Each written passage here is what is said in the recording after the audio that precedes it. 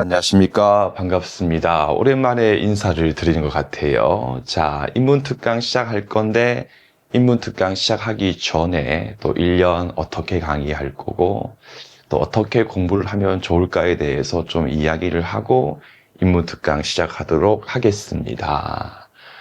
자, 먼저 이제 강의 듣는 사이트가 이제 이분화됐는데, 기존 같은 경우는 정규 강의는 윌비스에서만 이제 수강이 가능했었어요.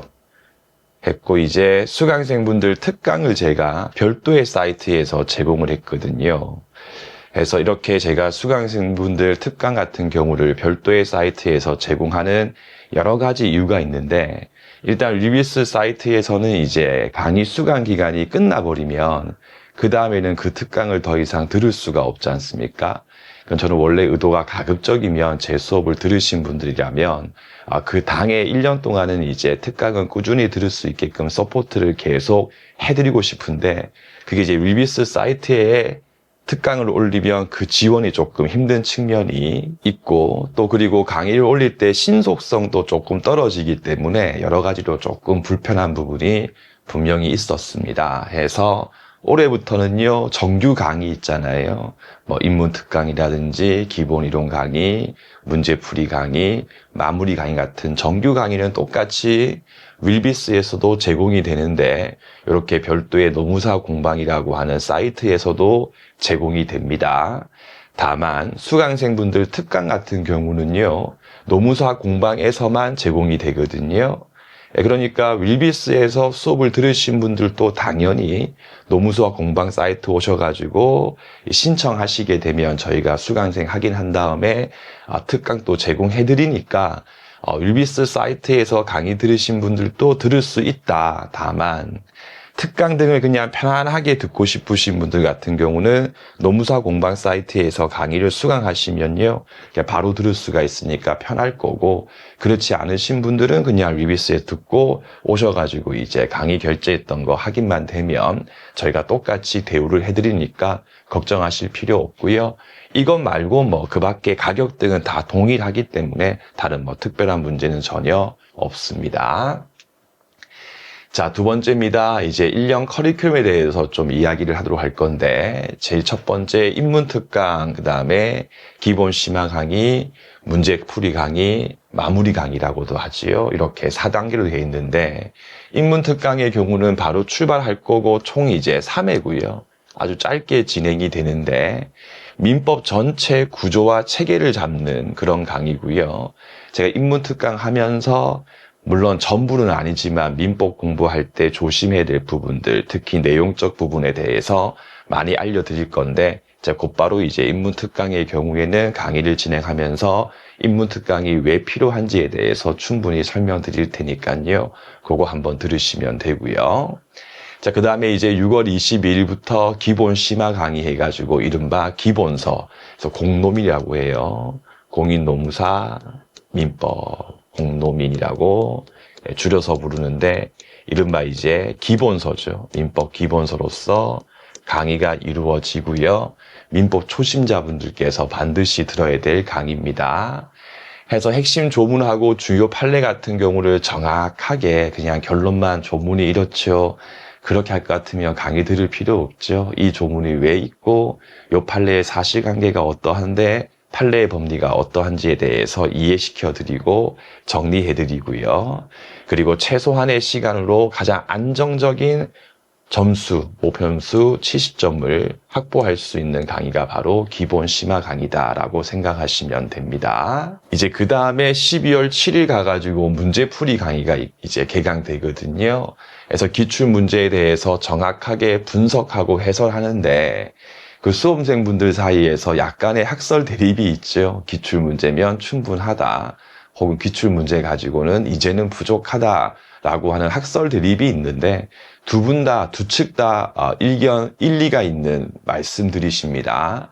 자, 기출문제만 가지고는 부족하다라고 하시는 분들은 그 기출문제의 범위를 노무사 시험으로서 한정시키고, 그리고 기출문제에 대해서 정확하게 분석한 다음에 이번에 이렇게 나왔으니까 다음번에는 이렇게도 바뀔 수 있다, 그리고 이 내용이 나왔으니까 이 내용 옆에 있는 이 내용도 충분히 나올 수 있다. 이런 식으로 정확하게 분석하고 이해하지 않고 그냥 당의 지문의 정오 정도만 그냥 외우는 느낌으로 공부했을 때는 요즘 같은 민법 시험에서는 60점 넘기는 힘들다고 보시면 됩니다. 반면에 기출문제의 범위를 일단 중심은 노무사로 하되 같은 시험 주관처인 간평 그리고 변리사 민법, 물론 또 간평 변리사 민법에 나왔던 지문을 다 소화할 만한 그런 필요까지는 없어요.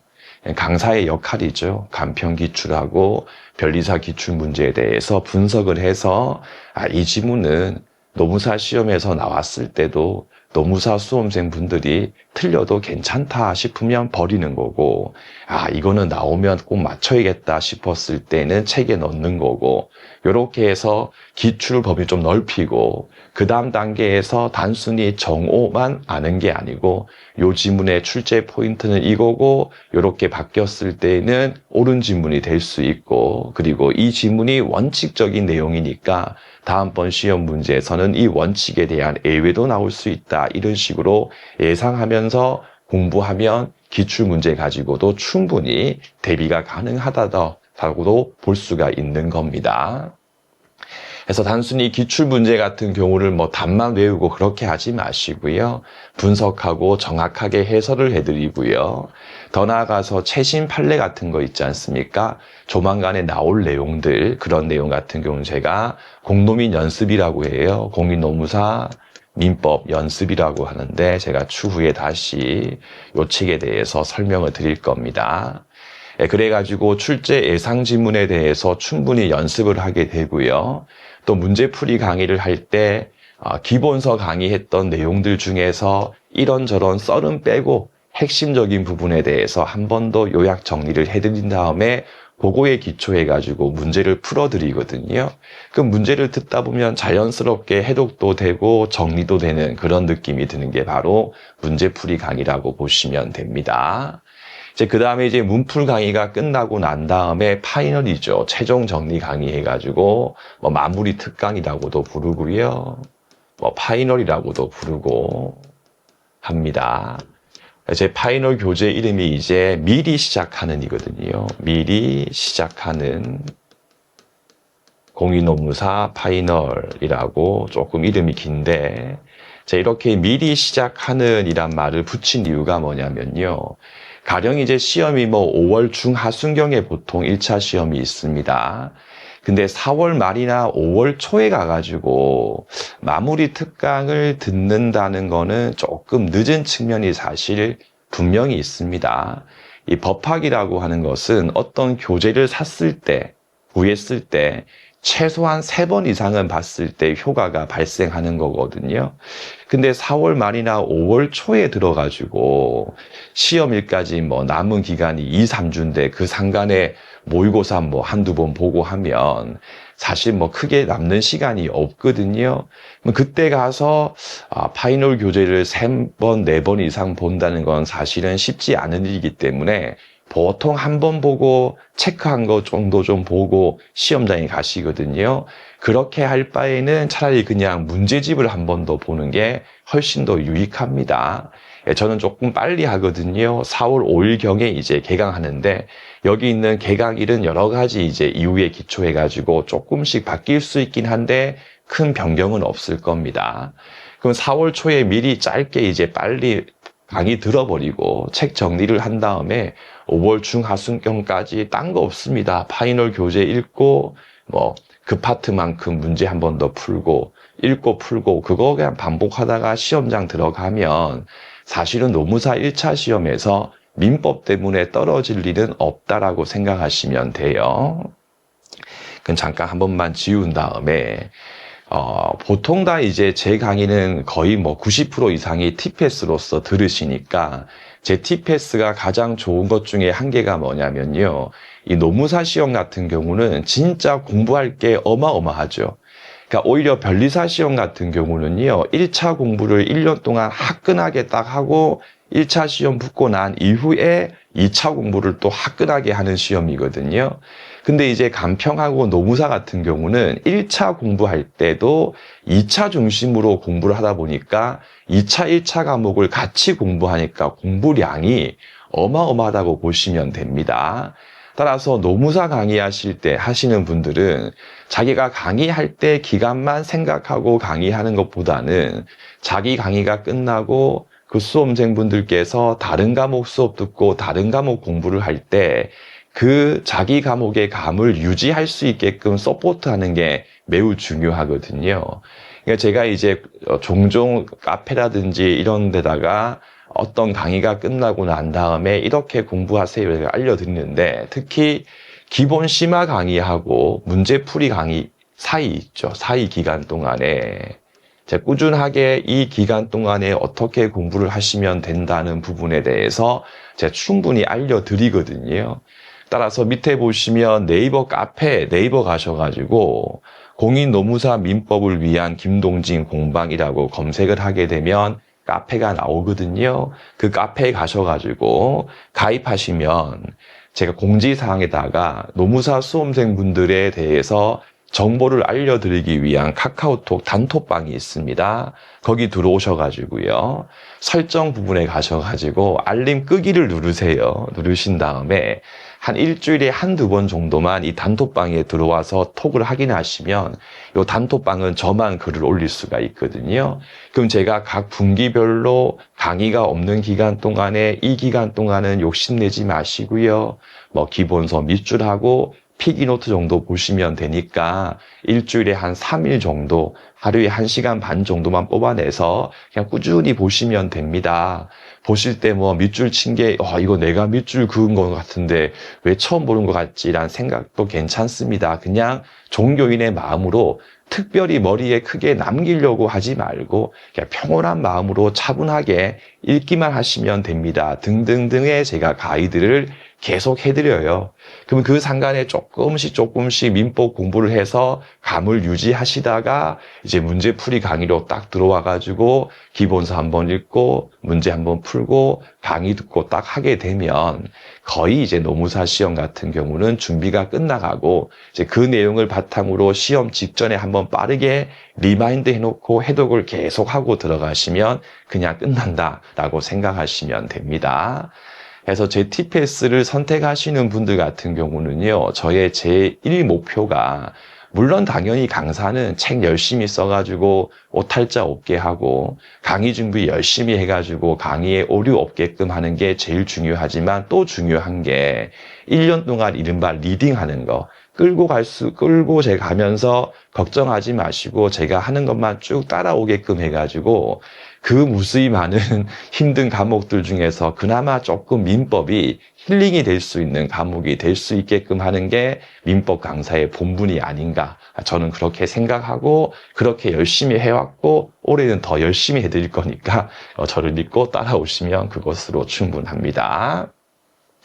자, 그 다음 가시면 이제 공노민 연습에 대한 부분인데요.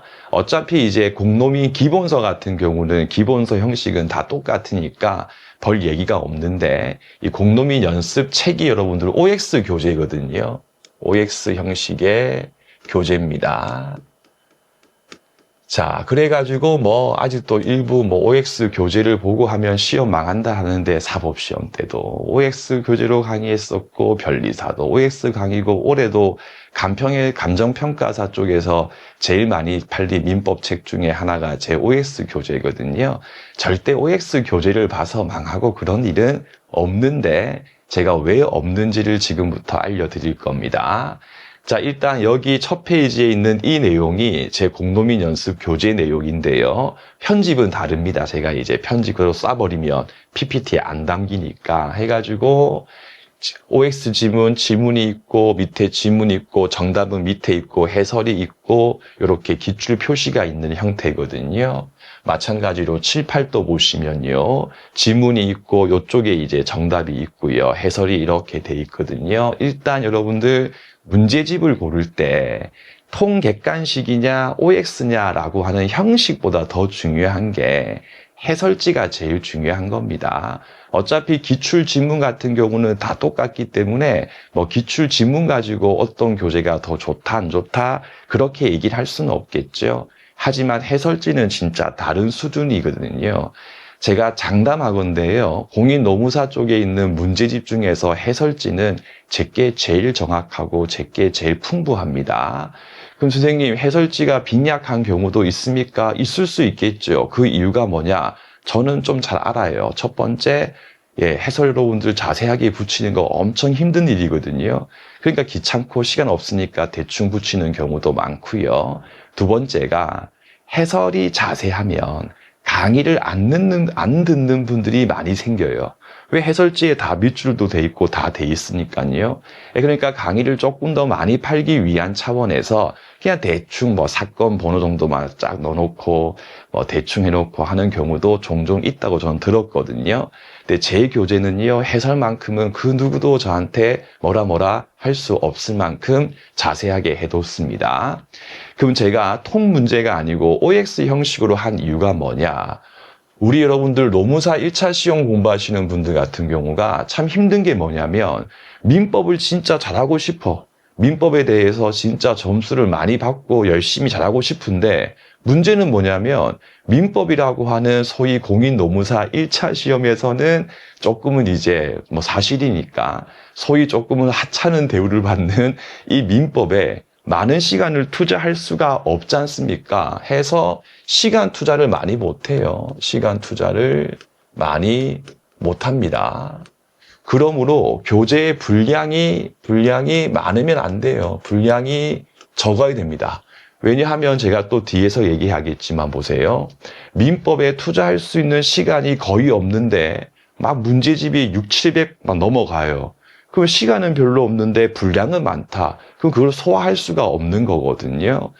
맞죠? 해서 제가 OS 형식으로 다 분석을 해가지고 동일한 취지의 지문들을 싹 묶어가지고 지문이 1, 2, 3, 4, 4개 있지 않습니까? 이 지문은 딱 주제가 한 개예요. 그럼 이 한 개로 이렇게 바뀐다는 거를 수월하게 파악할 수 있게끔 해드리고, 둘 번째가 공인노무사 시험만 가지고, 공인노무사 기존 기출만 가지고는 사실은 시험 대비가 충분하지 않거든요. 그러니까 감정평가사 또는 변리사, 그리고 최신 판례 같은 것들에 대해서도 어느 정도 보완이 필요한데, 여기 있는 간평 변리사 문제까지 싹 집어넣어 버리면 공인노무사 시험 준비하기 위한 문제집이 한 750페이지 가까이도 양이 늘거든요. 그럼 말은 쉽죠. 이렇게 다 있는데 중복되는 것도 많으니까 수험생님들께서 직접 문제를 푸시면서 중복되는 게 나오면 지워 나가면서 양치기 하시면 됩니다. 말은 쉽지, 그죠, 여러분들? 그게 중복되는지 아닌지에 대해서 확인하고 중복이 되니까 삭제하는 것도 시간이 많이 걸린다니까요. 근데 우리는 시간이 없어요. 그렇지 않습니까? 그리고 통객관식 문제를 풀 때도 정답 지문이 1번이라 합시다. 그럼 1번까지만 풀고 2, 3, 4, 5를 안 보실 겁니까? 다 봐야 됩니다. 왜냐하면 2, 3, 4, 5가 다음번에 시험 문제에서 나올 수 있거든요. 그러니까 어차피 통객관식 문제를 풀 때도 각 지문들을 OX하로 돼서 OX555 이런 식으로 연습을 하는 거기 때문에 형식 차이에서 여러분들 아무런 차이가 없다고 보시면 돼요. 더 나아가서 기출 문제들 중에서도 애매모호하고 잘못 출제를 해가지고 다음번에는 그 지문은 사실상 나오기 힘들고 다시 출제가 됐을 때도 우리는 그냥 버리면 될 것들도 상당히 있습니다. 그런데 통객관식 문제를 쓰게 돼버리면요, 그 지문도 다 반영을 해야 돼요. 근데 반영했을 때 또 해설지에 정확하게 이 지문은 이러이러한 이유에서 좀 출제에 오류가 있고 동일한 지문이 나오기 힘들다라고 해설을 붙여주면 좋은데 그런 교재가 아마 시중에 거의 있지는 않을 거거든요. 그렇죠?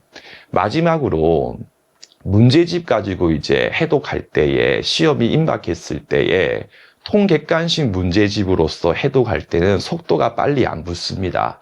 물론 그 이전 단계에서 한 4, 5회독 정도 미리 해두신 분들 같은 경우라면 그러면 이제 스스로 정리가 좀 돼 있으니까 빠르게 볼 수 있겠지만 문제집을 4, 5회독 정도까지 하는 노무사 1차 수험생분들은 사실 많이 안 계시거든요. 그럼 기껏 많이 봐봐야 한 번, 두 번 정도 봤다는 얘기거든요. 근데 5월달 갔다 그 두꺼운 양의 통객관식 문제를 풀 때 보면 통객관식 문제는 각 지문 같은 경우가 이렇게 주제별로 이렇게 의, 요건, 효과 이렇게 배치가 되어 있지 않고 왔다 갔다 돼 있거든요. 그러니까 쭈르륵 읽어도 정리되는 느낌이 안 듭니다. 근데 제가 OS집 쓸 때 여러분들 2~3배 이상 힘든 게 뭐냐면 통객관식 문제를 다 지문을 쪼개가지고요. 이 지문은 의인의 요건이네, 효과네 배치를 하고, 이 지문은 조문이고, 이 뒤에 있는 지문 같은 경우는 조문에 관한 판례네 라고 분석되면 조문 지문을 위에 세우고 그 밑에 판례 지문을 배치하고, 또 어떤 지문이 있는데 이 지문은 원칙에 대한 지문이고 요 지문 같은 경우는 예외에 관한 지문인 경우라면 원칙을 먼저 배치하고 예외를 배치한 다음에 강의할 때 위에 원칙 쓰세요, 밑에 예외 쓰세요 해서 강의를 진행하거든요.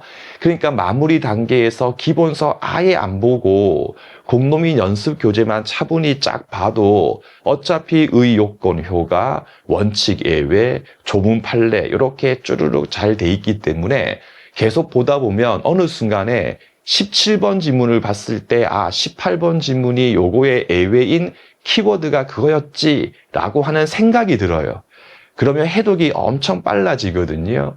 그러면 그렇게 했을 때는 더 짧은 시간 내에 더 많이 볼 수 있기 때문에 당연히 객관식 시험에서 훨씬 더 유리합니다.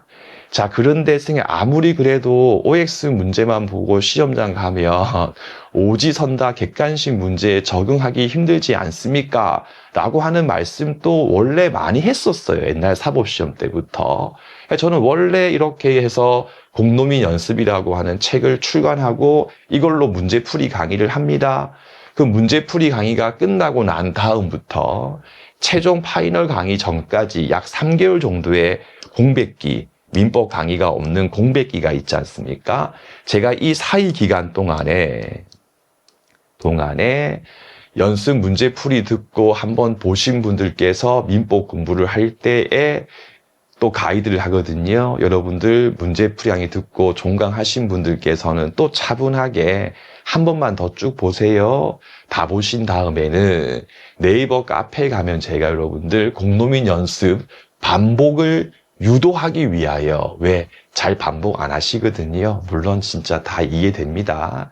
제가 운영하고 있는 시공간이라고 하는 곳이 있는데 노무사 2차 공부하시는 친구들 보고 있으면 진짜 마음이 너무 아파요.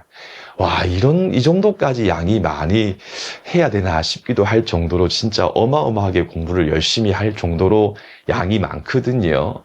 하다 보니까 당연히 이제 1차 민법을 또 잠깐 잊게 돼요. 그래서 잊지 마세요. 꾸준하게 한번 좀 공노민 연습 문제집 우리 반복을 같이 해봐요 라고 유도하기 위해서 제가 모의고사를 출제해가지고 카페에 올려드립니다. 그래서 이게 문제예요, 문제 여러분들. 그 문제를 보면요, 골고루 오지 선다도 있고요, 기은, 니은, 디귿, 리을형 여러분들 조합형 문제도 있고요.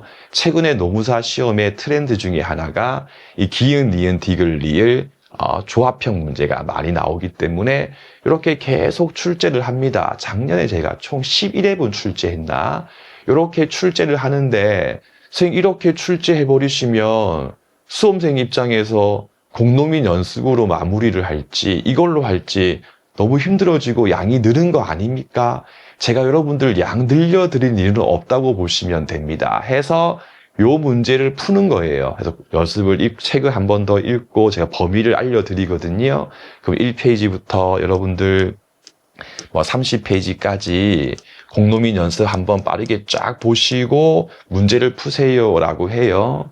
그 문제를 풀고 난 다음에 해설지를 보면 해설지가 앞에 제가 다 찾아가지고 공노민 연습 35페이지 79번 39페이지에 87번 이렇게 다 여러분들 공노민 연습 페이지하고 지문 번호를 다 남겨드려요.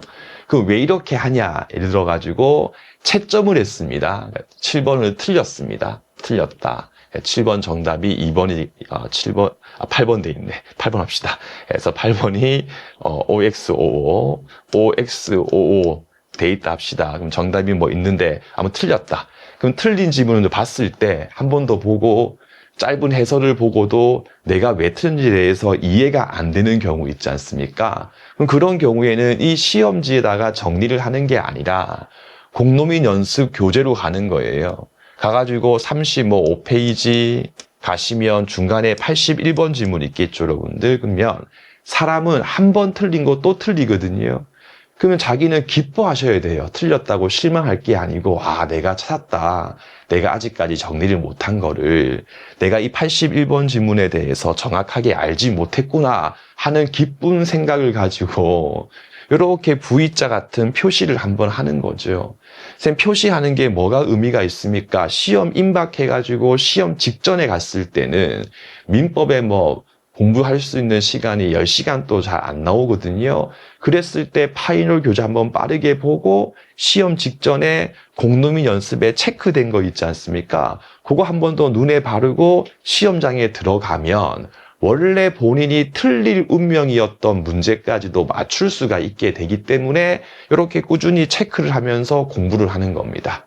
그럼 체크해놓고 한 번 더 보면서 내가 다음번부터는 절대 이 내용은 틀리지 않겠다 이런 다짐을 하면서 보는 겁니다. 그럼 결국 제 수강생 분들께서는 공로민 연습 OX 지문의 형식이다.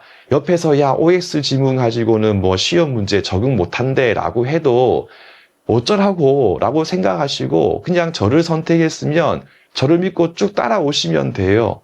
그 문제풀이 강의 듣고 난 다음에 제가 꾸준하게 올려드리는 이 모의고사 문제 풀고 정답 확인하고 틀린 거 찾아가지고 표시하고 그렇게 하시면 되는 겁니다. 그죠?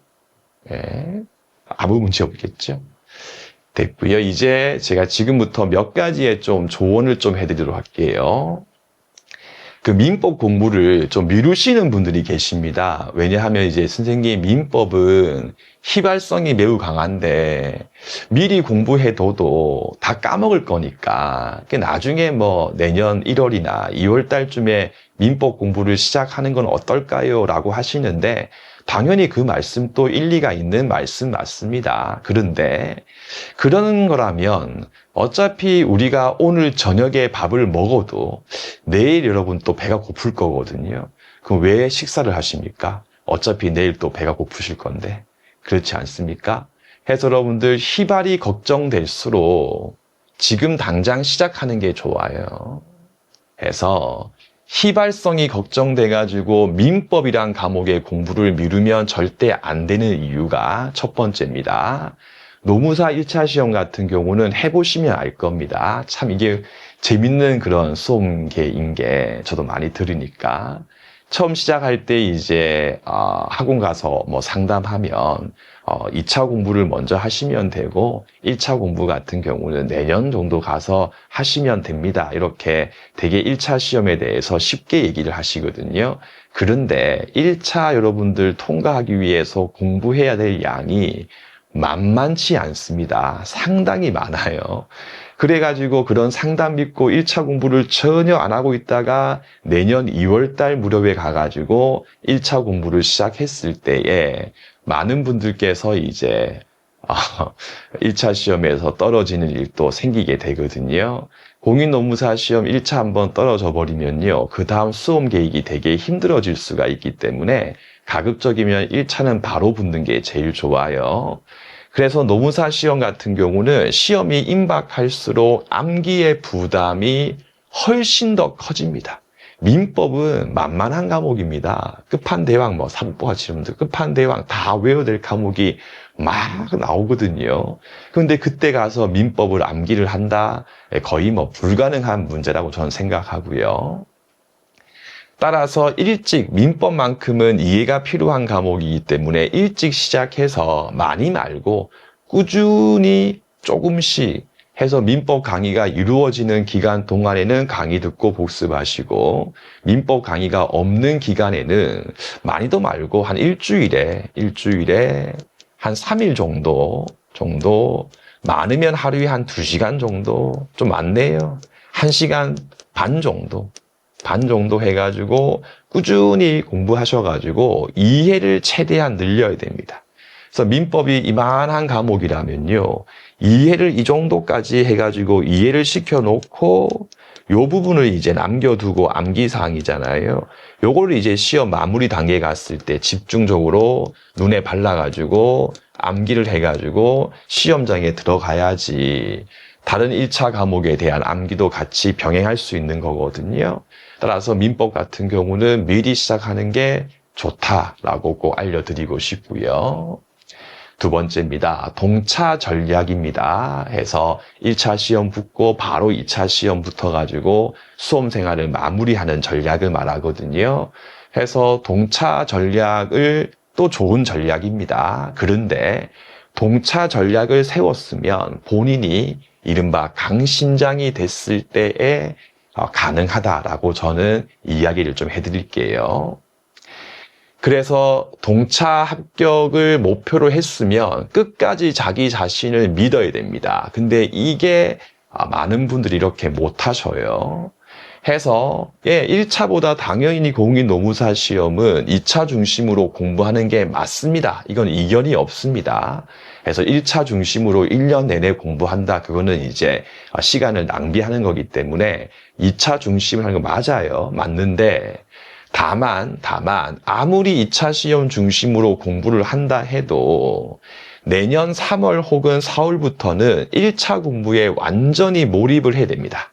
이거는 1차 공부를 늦게 시작하면 할수록 1차 공부에 더더욱이 집중하고 몰입을 해야 돼요. 반면에 이제 1차 공부를 조금 미리 해두신 분들은 괜찮겠죠. 근데 그렇지 않고 끝까지 동차를 위해서 끝까지 2차 공부하다가 끝까지 가서 1차 공부를 시작하시는 분들일수록 심장이 강심장이 돼야 돼요.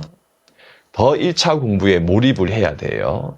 근데 제가 무수히 많은 수험생분들한테 상담하고 이렇게 얘기하고 합격자들 만나가지고 뭐 얘기도 하다 보면 재밌는 게 동차 합격을 위해서 끝까지 2차 공부하다가 2월 혹은 3월 달쯤에 1차 공부를 시작했을 때 그때부터도 1차 공부에 몰입해가지고 하루에 한 11시간씩 공부를 끊어버리면 충분히 시험 붙을 수 있는데 1차 공부에 완전히 몰입해야 될 시기에 가서 갑자기 불안감을 느끼고 집중을 못하는 분들이 많이 생기기 때문에 그럴 일이 없어야 한다는 겁니다. 그래가지고 진짜 저도 이제 시험 직전 가서 상담할 때 그동안 공부했던 부분에 대해서 어떻게 했는지 여쭤보고 제가 듣고 이제 민법에 대해서 도와드리거든요. 그럼 되게 많은 분들께서 엄청 후회를 많이 하세요. 선생님, 학원 상담만 믿고 1차 공부 전혀 안 하다가 이제 시작했는데 너무 할 게 많아서 저 올해 1차 안 될 것 같아요. 어떡해요? 이런 분들이 상당히 많습니다. 그렇게 하시면 안 돼요. 만약에 본인의 성격이 그 정도의 튼튼한 강심장이 아니라면 1차 공부 조금 미리 조금씩 해두시고 특히나 민법만큼은 조금은 미리 공부를 해두는 게 좋은 게 제가 민법 강사니까 그렇다 아니에요 여러분들. 여러분들께서 지금 제티패스를 끊어서 1년 동안 수업 듣든 그죠? 내년 가서 듣든 가격은 똑같기 때문에 저는 사실은 큰 그거 없습니다. 근데 제가 왜 민법만큼은 조금 미리 공부를 하시라라고 하냐면 이 민법은 희한한 과목인 게 솔직히 그렇게까지 어렵지는 않습니다. 그러니까 물론 좀 어렵긴 한데 할만은 해요. 근데 이게 등장인물이 있거든요. 갑이 나오고 을이 나오고 병이 나오고 정이 나오고 하고 문제에서도 변수가 많아요. 갑이 을에게, 갑이 병에게, 또 병이 을에게 해서 민법은 마음이 조급해지면 쉬운 것도 머리에 잘 안 들어오는 과목이에요. 그러니까 똑같은 내용인데 평온한 상태에서 들으면 좀 재미도 있고 하는데 좀 마음이 급하고 자꾸 뭔가 해야 될 거 사보부터 해가지고 머리에 둥둥둥 떠 있으면요. 민법 수업 듣거나 민법 책 보는 순간에 이런 생각 처음에는 야 내가 노무사 1차 민법 시험 보는데 이런 것도 알아야 해? 라는 생각으로 이거 강사나 교재가 너무 뭐 자세한 거 아니냐라고 하는 생각을 가지고 있다가 나중 돼버리면 이제 큰일 났다. 민법 때문에 큰일 났다. 이런 말씀하시면서 이제 다른 길로 가시는 경우도 많이 있거든요. 해서 노무사 시험 공부할 때 당연히 2차 중심 맞다. 다만 자기의 성격을 한번 냉정하게 돌아봐서 내가 좀 승부사 기질이 있는 분들 같은 경우는 승부사 기질이 있는 분들 같은 경우라면 1차 시험 공부 조금 늦게 하시고 2차 쭉 땡겨가도 괜찮다. 근데 반면에 내가 조금은 겁도 좀 있고 조금은 불안감을 잘 컨트롤 못한다라는 분들 같은 경우는요. 좀 안정적으로 1차 붙을 필요성이 있기 때문에 좀 1차 공부를 조금 더 미리 시작하는 게 좋지 않겠냐. 그 정도로 한 번 더 조언을 드리겠습니다. 됐고요. 세 번째입니다. 참 할 말 많은데 공인노무사 시험에서 제가 첫 해 민법 강의했을 때가 25문항이었거든요. 그때는 진짜 제가 깜짝 놀랐습니다. 뭔가 설명을 조금만 해도 선생님 제가 그거 알아야 돼요. 이런 말씀을 많이 하셨고요. 그리고 이제 우리 시험 범위가 여러분들 민총, 채총, 채각 이렇게 돼 있거든요. 선생님 채총 다 버릴게요. 막 이러겠는데 지금은 이제 40문제로 바뀌면서 그런 분들은 거의 없고 여러분들 민법 문제가 난도가 상당히 많이 올라간 것도 사실 좀 맞는 이야기입니다. 좀 어려워진 것도 맞아요. 자, 그런데 25문항에서 이렇게 바뀌면서 갑자기 수험가에서 분 열풍이 하나 있습니다. 제가 도대체 이거는 이해를 하려고 해도 이해 못하는 게 뭐냐면 이 모의고사에 너무 많은 그런 시간 낭비를 하는 건데 모의고사 당연히 봐야 됩니다. 특히 2차 같은 경우에는 답안 작성하는 게 매우 중요하고 2차 시험 같은 경우는 누가 잘했는가에 대한 평가이기 때문에 많이 보는 게 좋지만 1차 시험에서는요. 모의고사 적당히 보시면 돼요. 적당히. 해서 우리는 모의고사 점수를 잘 받기 위해서 그렇게 힘들게 공부한 게 아니거든요. 근데 제가 요즘에 가만 보면 특히 시험이 임박하면 할수록 이분은 모의고사 자체를 잘 보기 위해서 공부를 하시는 건가 라는 생각이 드는 분들도 상당히 많습니다. 자, 천천히 우리가 모의고사를 보는 이유는 뭐냐라고 했을 때에 첫 번째는요, 시간 관리. 그러니까 시험장 갔을 때에 마킹까지 다 했을 때에 혹시나 시간 관리에 실패할까봐 정해진 시간 내에서 문제를 풀기 위한 연습을 하는 거고요. 두 번째는요, 본인이 취약한 부분. 원래는 본인이 취약한 부분 혹은 과목을 발견해가지고 보완하기 위함인데 이 부분은 제가 단언하건대 공인노무사 쪽 시험 학원가에서의 모의고사는 이 부분은 그렇게 역할 기능을 가지지 못하는 제가 다시 얘기할게요. 따라서 시간 관리하기 위한 차원에서 아무리 많이 봐도 1차는 모의고사 3회분 정도면 충분합니다. 충분하고 그 이상을 보는 거는 시간 관리가 아니고 시간 낭비를 하는 거거든요. 선생님 모의고사 문제 푸는 것도 공부인데 그게 무슨 시간 낭비입니까? 제가 왜 시간 낭비인지에 대해서 검증을 해드릴게요. 일단 여러분들 시험 보는 시간 있죠? 시험 보는 시간, 시험 응시하는 시간, 그죠? 다음에 시험 보고 난 다음에 잠깐 쉬고 뭐 하세요? 채점하죠. 채점하죠. 더하기 또 틀린 거 여러분들 분석을 하고 보완을 해야겠죠. 보완을 해야 된다. 근데 분명히 기본서 강의할 때나 문제집에서는 별로 중요하지 않기 때문에 버려라 라고 했는데 딱 나왔어요. 모의고사에서. 그럼 일단 수험생분은 헷갈리죠. 분명히 수업 시간에는 안 보고 제꼈는데 모의고사에 나와 있다는 얘기는 다시 공부를 하란 건가 말하는 건가 그런 갈등까지도 시간이 많이 걸리게 됩니다. 최소 여러분들 하루 이틀 날려요. 하루 이틀 정도는 그냥 날리는 거거든요. 그럼 생각을 해봐요. 1차 공부할 수 있는 시간 자체도 적어요. 특히 4, 5월달 갔을 때. 그럼 당장 코앞에 시험인데 암기할 거 엄청 쌓여 있어요. 근데 그 기중한 40일 정도 남은 시간에서 맨날 모의고사만 봐가지고 한 그중에 절반 정도를 모의고사 시험 보고 채점하고 분석하고 보완하고 로 시간을 다 보내는 거는 매우 매우 잘못된 거고 시간 낭비입니다. 그래서 모의고사 쇼핑의 폐단입니다. 다 동의하실걸요. 혹시 1년 공부했는데 이제 아쉽게 1차 안 돼서 제 OT 듣는 분들은. 첫 번째, 체력 낭비 어마어마해요. 한번 시험 보고 난 다음에 여러분들 체력 소비가 어마어마해가지고 한번 진이 쫙 빠져버리니까 그 다음날 이제 다시 공부로 복귀하려고 해도 오존 중에 글자가 눈에 안 들어와요. 두 번째입니다. 불필요한 감정 소비죠. 모의고사 점수 진짜 뭐 개뿔 의미 없는 거를 저는 올해도 검증했거든요. 제 카페 가시면 알 거예요. 진짜 전혀 의미 없습니다. 근데 또 사람 마음이라고 하는 게 채점을 했어요. 특정 과목이 까락이 나왔어요. 괜찮아요. 근데 눈물이 나죠. 그죠? 눈물이 나죠. 눈물 나죠. 눈물 나니까 울다 보니까 또 체력도 또 낭비가 돼버리죠. 최악의 길이죠. 시간 낭비. 이게 제일 커요. 제가 진짜 속이 터지는데 제 민법 수업 들었던 분이시거든요. 제가 진짜 너무 마음이 너무 하도 나고 그래가지고 좀 친했던 애인데 그 친구가 저랑 이제 약속한 부분이 있었어요. 너 1차 시험 붙으면 내가 너 얘기한다고 친하니까. 원래 그 친구가 다른 민법 강사 강의를 듣다가 자기 말에 의하면 제 느낌상 자기가 열심히 안 했어. 그 교재나 뭐 강의나 문제 없는데 아무튼 저한테 넘어왔어요. 너무 애가 좀 간절해. 알바하면서 공부했던 친구였거든요.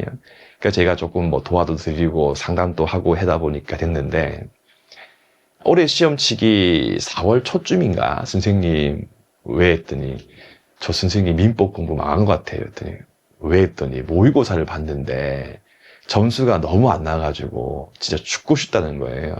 그러니까 제가 너 진짜 죽을래? 이 시간 이후로 민법 모의고사 절대 보지 말고 너 파이널 교재 갖고 계속 돌리고 시험장 가라라고 제가 윽박을 질렀거든요. 걔 시험 잘 봐가지고 즐겁게 또 2차 공부 시작하고 있어요. 무슨 말이냐? 그동안 공부해왔던 거 민법 뭐 다 마찬가지 다른 과목도 본인이 잘해왔는데 퀄리티가 현저히 떨어지는 모의고사를 보고 제가 이제 모의고사 문제를 이렇게 한 번씩 보거든요. 저한테 질문도 하고 하니까. 그럼 제가 딱 보면 이거 20년 전에 사법시험 문제, 모의고사 문제가 여기 왜 있지? 이런 거 안 나오는데 그런 게 여러분들 엄청 많아요. 그럼 저보고 선생님 공인노무사 수험회에 있는 1차 모의고사 퀄리티 문제가 어떤가요? 물었을 때 물론 아닌 경우도 있겠지만 수준 이하가 많아요. 강사님들께서 한 2, 3주 동안 끙끙대면서 정성을 다해서 올해 재심 판례가 이게 있었으니까 노무사 시험은 재심 판례를 바로 안 내고 그와 관련된 조문을 내니까 내가 이 조문을 출제해야지. 개뿔 없어요. 그러니까 여러분들 퀄리티가 떨어지는 모의고사이기 때문에 그동안 공부했던 방향이 잘못된 게 아니라 그 모의고사 문제가 잘못한 거예요. 근데 왜 모의고사 점수에 기초해가지고 내가 공부를 잘못해왔다, 다른 교재 사겠다, 다른 강의 듣겠다 라고 하면서 갑자기 마무리 단계에 가가지고 공부 방향을 잘못된 걸로 변경하면 진짜 위험한 길로 가는 거예요, 여러분들. 제 말 아시겠죠? 따라서 수험생활은 빨리 시험 붙는 분들 공통점이죠. 선택을 하고 거기에 집중을 해요. 해서 모의고사 쇼핑할 시간에 민법 같은 경우에 공노민 연습 한 번 더 보는 게 훨씬 유리합니다. 훨씬 더 유리합니다. 해서 제발 제 TPS 듣는 분들께서는요, 제가 출제하는 모의고사 외에 다른 모의고사 문제를 막 사가지고 돈 많으십니까? 사가지고 그거 다 풀고 또 울고 불고 하지 마시고 저를 믿고 그냥 제 문제집하고 제가 출제하는 거 정도 풀고 시험장 가시면 그걸로 충분하다는 점이 올해도 검증되고 남는다까지 꼭 알려드리고 싶어요. 다음에 4번입니다. 양을 늘려가지고 한 번씩 보는 것보다는 최소한의 분량을 3번, 4번 이상 반복하는 게 하는 사람이 당연히 시험에 합격을 하는 겁니다. 해서 불합격의 길로 가는 것, 지옥의 길로 가는 게 바로 자료에 욕심을 내고 양을 늘리는 거거든요. 해서 시험이 임박하면 할수록 많은 수험생분들께서 이른바 심리적 안정을 찾기 위해서 시험 막바지에 가가지고 이 교재, 저 교재, 이 자료, 이 모의고사 막 구해가지고 범위를 막 넓혀 나가거든요. 근데 그게 여러분들 바로 이제 잘못된 방향으로 가는 겁니다. 그래서 불합격의 길, 쫓겨가지고 이 책, 저 책 자료를 수집만 하지요. 분명히 수험생은 공부를 하는 그런 입장인데 공부보다는 자료를 모아놓고 쌓아놓고 좀 뿌듯해하고 그런 분들도 많이 계시죠. 그러니까 자료가 이만큼, 양이 이만큼 돼 있고 시간은 별로 없으니까 겨우 한 번 정도 보고 한 번 보고 버리고 이렇게 하거든요. 해서 불안감을 해소하기 위해서 새로운 자료, 새로운 모의고사 수집에 집중을 하니까 정작 시험장 갔을 때 특히 올해 시험이 그랬어요. 올해 시험 문제 보면 좀 나름 킬러형 문제 보면 정답되는 지문은 분명한데 정답 아닌 지문으로서 이렇게 조금 혼란스럽게 하거나 혹은 정답되는 지문이 채취권지 문제인데 정답되는 지문은 그 어떤 시험도 나온 적이 없는 걸 내놓고 나머지 1, 2, 4, 5번 지문을 쉬운 걸 낸 거예요. 그럼 소거법으로 푸는 거죠. 자, 그런 문제를 대응할 때 이렇게 공부하신 분들 같은 경우는요. 뒤죽박죽이 돼 있는 상태이기 때문에 또 자기에 대한 믿음이 없어. 그러니까 아무리 정답되는 지문이 저 2번인데 저 골라요 라고 막 손을 흔들고 땡기고 해도 너 아닌 것 같아 하면서 다른 거 골라가지고 틀린 일이 생기게 되는 겁니다. 반면에 불안감을 이겨내고 공부할 범위를 최소화시키고 그거를 3, 4번 이상 반복하고 마지막 거 별표 큰 거 하나. 예. 불안감을 해소하기 위해서 자료책을 수집하는 게 아니라 내가 지금 가지고 있는 것을 완성시키겠다라고 노력하시는 분들이 시험에 빨리 붙습니다. 해서 결과 보시니까 확고한 1순위 지식이 구축돼 있으니까 시험장에서 모든 지문을 다 알진 못해요. 그런데 반드시 알아야 할 내용이 있는 정답되는 지문은 잘 찾아내요. 따라서 합격의 길은요, 자료를 압축하고 반복하는 게 제일 중요하고, 맞죠? 마무리 자료 같은 데 있는 내용을 완벽하게 자기 걸로 만드는 게 가장 빠른 길이다. 그래서 이렇게 공부하신 분들은요, 다른 건 몰라. 정답되는 지문만 아셔요. 그럼 그거 딱 마킹하고 나왔을 때 점수 잘 받고 시험에 붙게 되는 거니까요. 이것도 꼭 기억을 부탁드리겠습니다. 하고 제가 이 이야기를 할까 말까에 대해서 너무 많이 고민이 돼가지고 제 PPT에 제가 넣진 않았는데 조언 5번인데 혹시 이제 보통 노무사 시험 준비할 때 민법으로 많이 시작하시니까 제가 드리는 이야기인데 노무사 공부를 지금 이제 시작하려고 하시는 분들 중에서 시작할지 말지에 대해서 여러분들 너무 쉽게 결정하지 마시고 신중하게 고민을 하고 선택을 했으면 좋겠습니다. 예, 그냥 뭐 학원 갔을 때 상담, 여러분들 학원 가서 상담하면 당연히 그 학원 쪽에서는 예, 당연히 노무사 공부하시면 좋고 이렇게 얘기하지. 이러이러한 조금 무서운 부분도 있기 때문에 신중하게 결정하시죠. 자, 그렇게 얘기를 하기가 좀 힘들긴 하죠. 근데 일단 4, 5년 전에 합격 수기는 버리세요. 그거 보고 뭐 1차 3주 컷, 뭐 한 달 컷 그거 보고 그는 뭐 이제 안 되는 얘기고 제가 봤을 때 공인 노무사 쪽에 어떤 경우가 많냐면 직장 생활 하시거나 노무사 공부를 시작하겠다는 생각에 정확하고 신중하게 고민하고 결정하는 게 아니고 일단 학원 광고를 보고 몇백씩 하는 뭐 프리패스는 거 있지 않습니까? 그걸 먼저 결제부터 딱 시작하시는 분들 계세요. 내가 결제하면 내가 돈을 썼으니까 아까우니까 열심히 공부하겠지. 근데 여러분들 제가 실제 들은 얘기입니다. 이거는 그쪽 관련해서. 그렇게 했을 때에 강의를 중간에 듣다가 그만두는 분들이 엄청 많아요.